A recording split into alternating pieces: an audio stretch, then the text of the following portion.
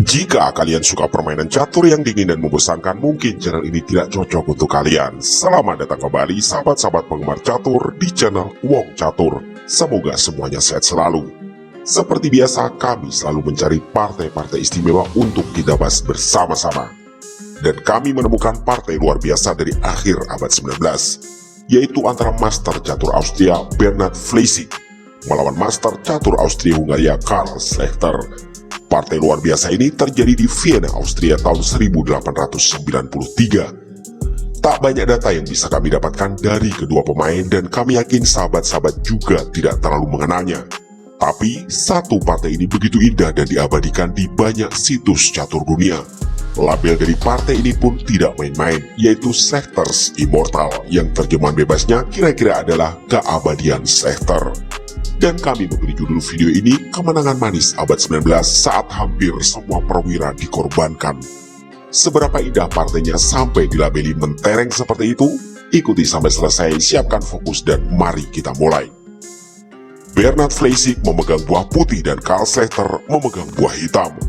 Permainan dibuka dengan pion B4 dan E6. Ini disebut dengan Polish Opening yang tidak terlalu populer terutama di era modern. Putih lanjut dengan gajah B2 dan hitam mulai mengembangkan kuda F6. Permainan berlanjut dengan pion A3 dan C5 menantang pertukaran, membentuk formasi yang lagi-lagi kurang populer di dunia catur modern. Bernhard Fleischig menolak tawaran dan memilih mendorong pionnya ke B5. Karl Schlechter menjawab pion D5. Putih pion D4 lagi-lagi menawarkan pertukaran. Kembali Karl Schlechter menolak dan meluncurkan menteri ke petak A5 skak sambil menyerang pion B5. Bernhard Fleischig menutup skak dengan kuda C3. Hitam kuda E4 menambah tekanan pada kuda C3. Bernhard Fleischig menambah pengawalan dengan menteri D3. Ini juga terlihat sebagai persiapan untuk kemungkinan rokade sayap menteri bagi rajanya. Karl Schlechter melakukan pertukaran pertama, pion kali pion D4. Bernhard Fleischig memukul kembali pion tersebut dengan menggunakan menteri. Hitam meluncurkan gajah ke C5 menyerang menteri. Dan putih, menteri kali pion G7 sambil tentu saja menyerang benteng. Walaupun menurut engine jawaban putih barusan adalah langkah terbaik, tapi hitam sudah terlanjur menyusun jebakan maut. Karl Schlechter beraksi dengan gajah kali pion F2 skak. Tentu saja di posisi ini Raja Putih tak punya pilihan lain kecuali bergeser ke petak D1.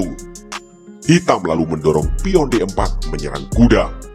Tentu saja kuda ini tidak boleh bergeser karena ada ancaman skakmat dengan menteri ke E1.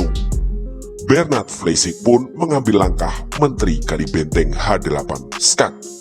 Raja Hitam bergeser ke E7. Ini artinya hitam sengaja mengorbankan gajahnya. Putih pun memanfaatkan dengan menteri kali gajah. Secara materi di atas papan, putih tentu unggul jauh, tapi secara posisi hitam unggul secara signifikan. Karl Schlechter pion kali kuda C3 sambil menyerang gajah. Bernhard Fleischig memberi jawaban terbaik, yaitu memundurkan gajah ke petak C1. Hitam lagi-lagi membuat langkah pengorbanan, yaitu kuda ke D7. Ini artinya Karl Schlechter dengan kesadaran penuh membiarkan bentengnya dipukul oleh menteri. Jawaban terbaik yang disarankan engine bagi hitam adalah menteri kali pion B7 sambil menyerang kuda. Tapi di partai aslinya, putih mengambil langkah menteri kali benteng. Secara materi, putih semakin unggul. Tapi secara posisi, ini adalah langkah fatal. Karena membuat menteri benar-benar terisolir di petak sudut A8 dan kehilangan akses untuk membantu pertahanannya.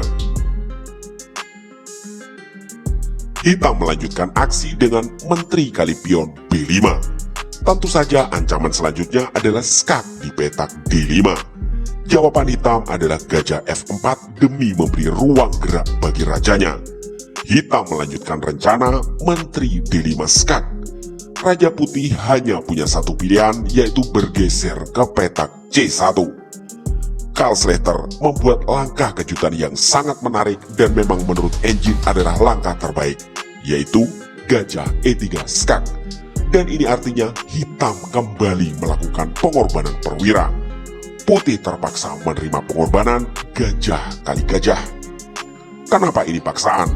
Karena jika putih memilih jalan satunya yaitu raja ke B1, maka akan terjadi skakmat dalam 2 langkah. Dimulai dengan menteri B5 skak. Raja putih terpaksa ke A2. Dan langkah pamungkasnya tentu kita semua tahu yaitu menteri B2 skakmat. Oke, kita kembali ke partai aslinya. Setelah putih memukul gajah, Karl Slater kembali mengambil langkah super brilian yang menjadi penentu kemenangan, yaitu kuda F2. Tentu saja ada ancaman skakmat dengan menteri di D1.